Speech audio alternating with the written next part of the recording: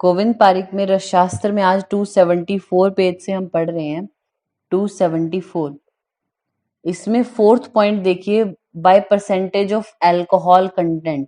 आसव और अरिष्ट, ये जैसे जो औषध के जो स्टैंडर्डाइजेशन हम करते हैं, ड्रग्स की स्टैंडर्डाइजेशन, तो किस आधार पे की जाती है ये बताया। जैसे कुछ पीएच के तौर पे हम स्टैंडर्डाइज करते हैं, कुछ को रिफ्रैक्टिव इंडेक्स, स्पेसिफिक ग्रेविटी के, या फिर determination of ash, loss of drying, या फिर किसी और बेसिस पे करते हैं। तो परसेंटेज कितनी है अल्कोहल की, उसके अकॉर्डिंग स्टैंडर्डाइज किया जाता है आसव और अरिष्ट को, ये आपने ध्यान रखना है। नेक्स्ट है हमारे कुछ अन्य उपयोगी बिंदु करके लिखा है, यानी कुछ पॉइंट्स जो एक्स्ट्रा हैं। तो थर्ड पॉइंट देखिए, इसमें 1 से 5 संस्कार पारद के दोष को मुक्त हो जाता है। 6 से 8 संस्कार से पारद में बल और तेज की वृद्धि होती है। संस्कारात पारद की मात्रा आप अंडरलाइन कर सकते हैं 2000 पल से आधा पल तक। फिर है हमारा मूर्छन, तृतीय संस्कार है, ये नैसर्गिक दोषों को दूर करता है, अभ्यांतर प्रयोग के संभव नहीं। मूर्छना हमारा व्याधि नाशक गुण उत्पन्न कराने वाला, और अभ्यांतर प्रयोग के लिए आप यूज कर सकते हो अब, ठीक है। नेक्स्ट है इसमें हमारा देखिए 7-8 पॉइंट छोड़ के परपटी सामान्य मात्रा करके लिखा हुआ है। परपटी की सामान्य मात्रा 1 से 2 रत्ती, और परपटी जो कल्प यूज करते हैं वो 40 दिन का होता है। जब भी आप कोई कल्प किसी के पीछे लिखा होता है, नागबला कल्प, परपटी कल्प, इस तरीके से, तो इसका मतलब क्या है, उसको आप कल्प फॉर्म में ले रहे हो। मतलब जो पहले दिन जो ली मात्रा उसको थोड़ा सा बढ़ाना है या फिर घटाते हुए, इस तरीके से आप कुछ दिनों तक यूज करते हो, वो कल्प होता है। तो परपटी कल्प 40 दिन का। फिर 2 पॉइंट छोड़ के लिखा है जलूका निर्माणार्थ हेतु आवी दुग्ध की भावना दी जाती है, हम पहले लिखवा चुके हैं आपको। फिर नेक्स्ट है राइट पेज पे 275 नंबर पे सुश्रुत ने प्रथमतः हरताल और फेनाश्म का वर्णन किया, ठीक है। नेक्स्ट है हमारा 2 पॉइंट छोड़ने के बाद यशद को काल निर्णायक धातु भी बोलते हैं। ताम्र सबसे प्राचीन धातु है, इसको अंडरलाइन कर लीजिए। फिर हमारे 3 पॉइंट छोड़ के लिखा हुआ है 3-4 पॉइंट, रस रतन समुच्चय ने जमीन में एक हस्त नीचे, मतलब एक राजहस्त नीचे अभ्रक ग्रहण करने का निर्देश दिया। कृष्ण वज्र अभ्रक सर्वश्रेष्ठ माना है। स्वर्ण सेवन में अपथ्य है बिल्व फल, जब आप किसी को स्वर्ण का सेवन करा रहे हो इंटरनली, तो तब बिल्व फल अपथ्य है। अशुद्ध लोह सेवन से अष्ट महागध की उत्पत्ति। अमृतीकरण से गुण की वृद्धि होती है मगर वर्ण की हानि होती है, कलर जाता है लेकिन गुण बढ़ते हैं। फिर देखिए अब 2 वो छोड़ के हाईलाइट करना, भूनाग सत्वपातन व मयूर पिच्छ सत्वपातन से ताम्र की उत्पत्ति। भूनाग है जो, आपको क्वेश्चन आएगा कि जैसे भूनाग सत्वपातन है या मयूर पिच्छ सत्वपातन आप करते हो, तो आपको कौन सी धातु की प्राप्ति होती है, लोहो, ताम्र, या और भी कुछ पूछेंगे तो ताम्र धातु की आपको उत्पत्ति होती है, प्राप्ति होती है। नेक्स्ट लाइन में नाग, और जहां नाग और वंग मिलता है उसी स्थान पर प्राय चपल भी मिलता है। फिर नेक्स्ट लाइन में रक्त, दुग्ध, पित्त, अंडा, राई, गाजर या लहसुन में गंधक पाया जाता है। जो उष्ट्रमल है, उष्ट्र मूत्र, मानव मूत्र, करीर, पीलू वृक्ष की राख से चुल्ली का लवण मीन्स नवसादर को हम बोलते हैं, वो मिलता है। फिर है हमारा 4 पॉइंट छोड़ने के बाद नागार्जुन मयूरी विद्या जो वो उसके ज्ञाता थे। जैसे तैर कर जाते होते ना पत्ते पे बैठ के, आपने सुना भी होगा या कुछ याद होगा रस शास्त्र में, जब ऐसे कुछ हिस्टोरिकल बैकग्राउंड उसका पढ़ते हैं तो वहां पे पढ़ा था नागार्जुन मयूरी विद्या के ज्ञाता थे। फिर 2 लाइनें छोड़ के, निश्चंद्र होना अभ्रक भस्म का प्रधान लक्षण है, ये पूछा हुआ था इस बार क्वेश्चन। यानी अभ्रक की कैसी आपको भस्म लेनी चाहिए, जो चंद्रिका युक्त न हो, यानी निश्चंद्र हो, ऐसा करते हैं। हीरा और चपल दोनों को षडरस कहा है। लास्ट हाईलाइट करना, मूर्छित्वा हरति रुजम अमृति कर्णम ही मृतम, तो ये पारद के लिए आया है।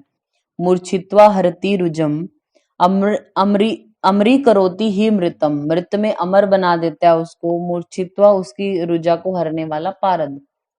नेक्स्ट 276 पे बोला, रस का ध्यान मात्र ये ब्रह्म हत्या के पाप से मुक्तदायक है। अगर जो दर्शन देखते हैं तो 100 अश्वमेघ यज्ञ के फल जो मिलता है, सहस्त्र स्वर्ण देने के बराबर फल मिलता है। पंचविध पारद पूजा को हाईलाइट करना, महापातक नाशिनी, महापातक नाशिनी पंचविध पारद पूजा।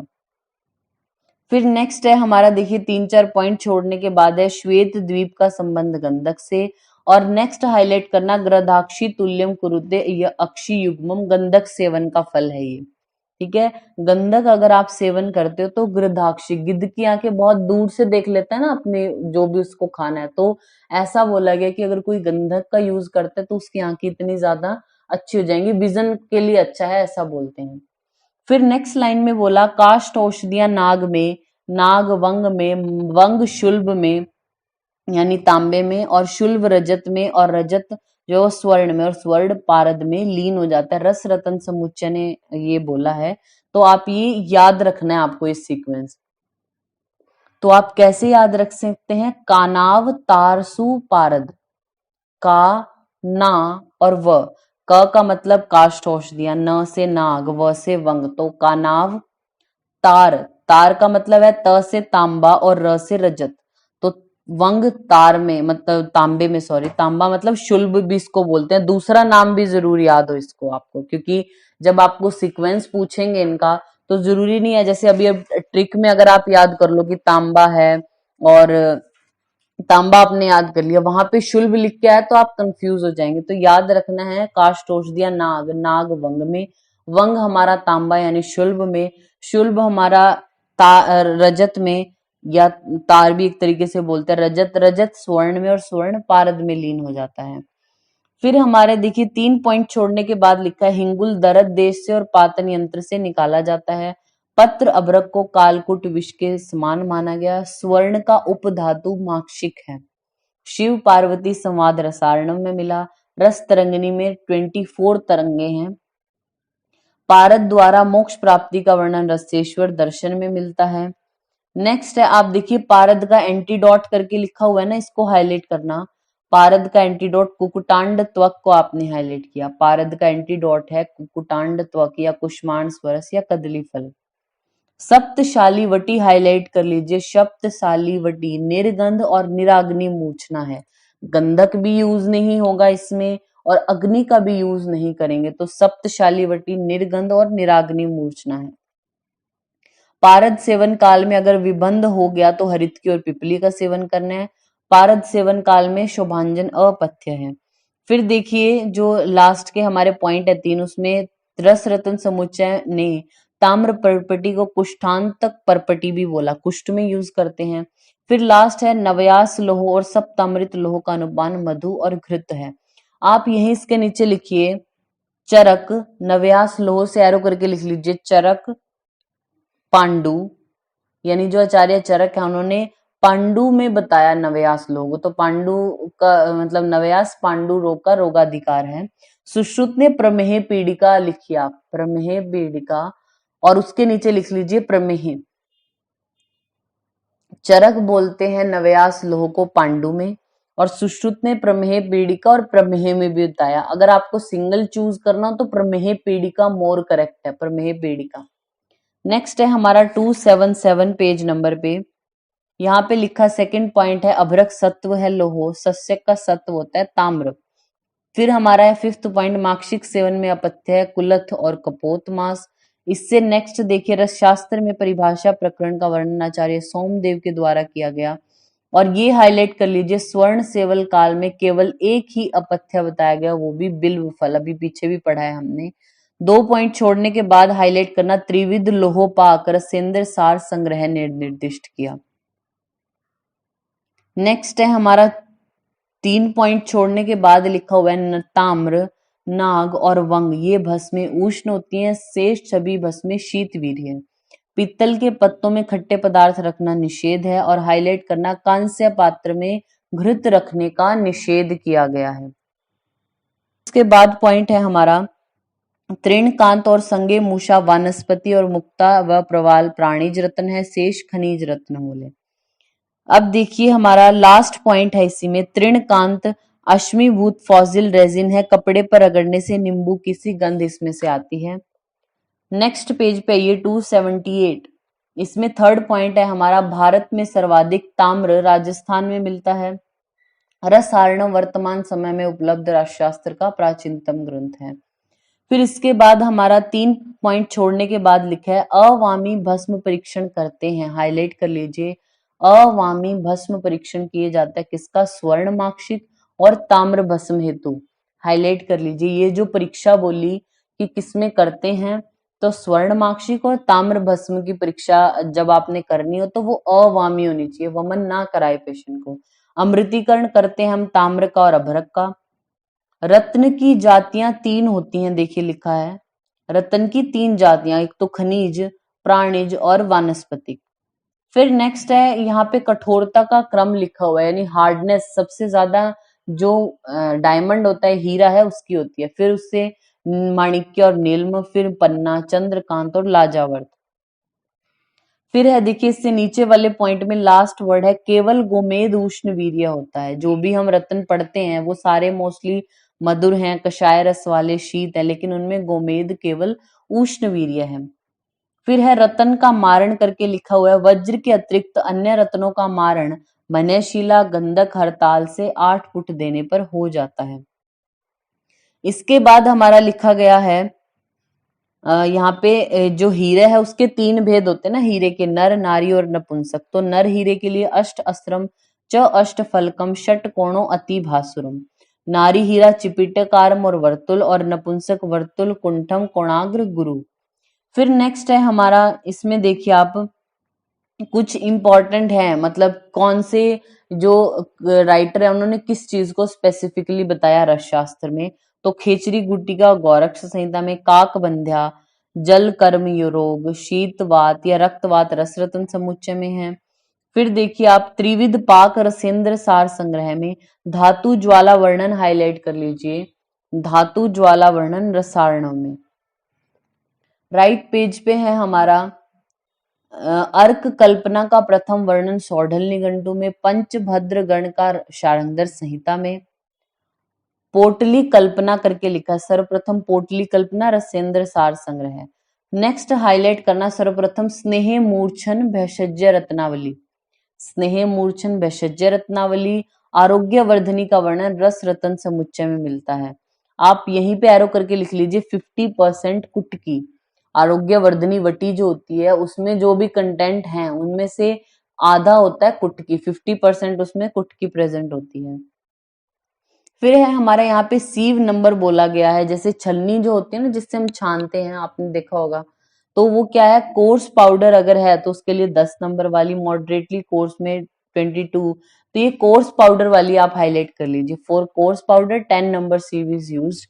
मॉडरेटली कोर्स है तो 22, मॉडरेटली फाइन है तो 44, फाइन पाउडर है तो 85, वेरी फाइन के लिए हाईलाइट कर लीजिए 120 नंबर वाली। जितना पाउडर फाइन होता जाएगा उतना सीव का नंबर बढ़ रहा है, तो 120 वेरी फाइन के लिए, और कोर्स है तो 10 नंबर। आप यहाँ जो ये 279 पे ये स्पेस बचा हुआ है यहाँ पे लिखिए, थोड़ा है इसमें ज्यादा, आप लिखिए मूर्छना भेद, मूर्छना भेद, उससे 2 एरो कर दीजिए, सगंध मूर्छना और निर्गंध मूर्छना। 2 एरो करके आपने लिखा सगंध और निर्गंध। फिर सगंध के भी 2 एरो निकाल दीजिए और निर्गंध के भी 2। सगंध में लिखिए स अग्नि और निराग्नि, और निर्गंध में भी स अग्नि और निराग्नि। मतलब क्या है, सगंध और निर्गंध का मतलब गंधक है या नहीं है, तो सगंध और निर्गंध। अब गंधक है तो आप अग्नि का यूज करोगे या नहीं करोगे, तो स अग्नि और निराग्नि। और इसी तरह निर्गंध में भी स अग्नि और निराग्नि। आप पहले मूर्छना के जो सगंध है उसमें स अग्नि में लिखिए, स अग्नि में रस सिंदूर, एग्जाम्पल है जो आपको याद करने हैं कुछ, रस सिंदूर, रस परपटी, मकर ध्वज, मल सिंदूर, समीर पन्नग रस, ताल सिंदूर। सगंध में स अग्नि बोल रहे हैं, एक बार रिपीट करते हैं, रस सिंदूर, रस परपटी, मकर ध्वज, मल सिंदूर, समीर पन्नग रस और ताल सिंदूर। सगंध की निराग्नि में लिखिए कज्जली, इंपॉर्टेंट है, सगंध, गंधक तो यूज करते हैं कजली में, पारद और गंधक, लेकिन उसमें अग्नि नहीं, सिर्फ खरल में डाल के ऐसे मिक्स करते रहते हैं। तो निराग्नि में सगंध और निराग्नि में कजली इंपॉर्टेंट है, आपने लिखा कजली, एक ही एग्जाम्पल। फिर निर्गंध मूर्छना जो है हमारी, निर्गंध में स अग्नि में आप लिखिए, गंधक नहीं है पर अग्नि यूज हो रही है, तो उसमें रस कर्पूर और रस पुष्प याद रखना, रस कर्पूर और रस पुष्प। नेक्स्ट है हमारी निर्गंध और निराग्नि में मुग्ध रस और सप्तशाली वटी, दो दो एग्जाम्पल लिखवाए हमने आपको निर्गंध में। तो स अग्नि में एग्जाम्पल थे रस कर्पूर और रस पुष्प, निरग्नि में लिखिए मुग्ध रस और सप्तशाली वटी, मुग्ध रस और सप्तशाली वटी। वहां पे आप लिखिए पारद मूर्छित रस औषधियां, पारद मूर्छित जो रस औषधियां हैं वो 4 तरीके की होती हैं, 4 एरो निकाल लीजिए। पहली है खरलीय रसायन, दूसरा है परपटी रसायन, तीसरा है कूपी पक्व, और चौथा होता है पोटली रसायन। खरलीय रसायन का मतलब क्या है, जब आप पारद का यूज कर रहे हो और खरल का यूज करते हो जब आप, ठीक है, उसको मतलब खरल आपने देखा होगा, उसमें ऐसे डाल के औषधियां, फिर उनको जो वो आपने क्या करना है, मर्दन करते रहना है उसका, तो वो खरलीय रसायन में काउंट होता है।